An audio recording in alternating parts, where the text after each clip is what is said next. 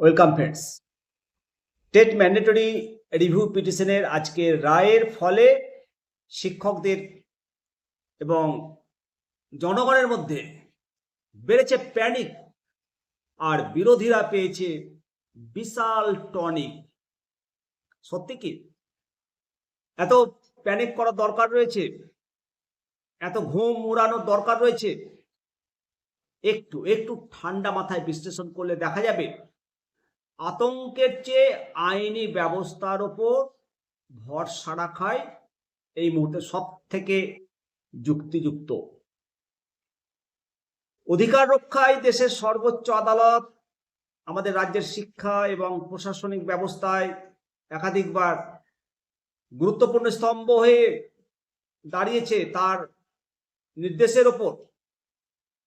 একটু যদি পিছন ফিরে তাকান তাহলে দেখা যাবে দেশের কোটি কোটি শিশুর পুষ্টি নিশ্চিত করতে মিড ডে মিল ব্যবস্থা যেটা সগৌরবে চলছে তার সুপ্রিম কোর্টের ঐতিহাসিক রায়ের ফল। মহার্ঘ ভাতা সরকারি কর্মীদের, শিক্ষকদের দীর্ঘদিনের অধিকার লড়াইয়ের দাবি, সেটা সুপ্রিম কোর্টের রায়ের ফল। সমস্ত শিক্ষকদেরকে ডিএলএড পাস করতে হবে, সেটা শিক্ষা ব্যবস্থার একটা মূল স্তম্ভ। কেন্দ্র সরকার এনআইএস থেকে সমস্ত শিক্ষককে ডিএলএড পাস করিয়ে এনেছে সগৌরবে। আতঙ্ক নয়, অপেক্ষা করুন সরকারি বিজ্ঞপ্তির।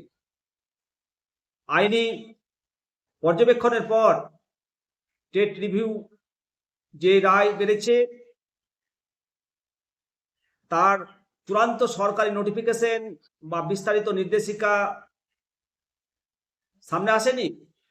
প্রশাসনিক স্তরে কোনো নির্দিষ্ট রূপরেখা তৈরি হওয়ার আগেই বিভ্রান্তিকর তথ্যে আতঙ্কিত হওয়া সম্পূর্ণ অর্থহীন।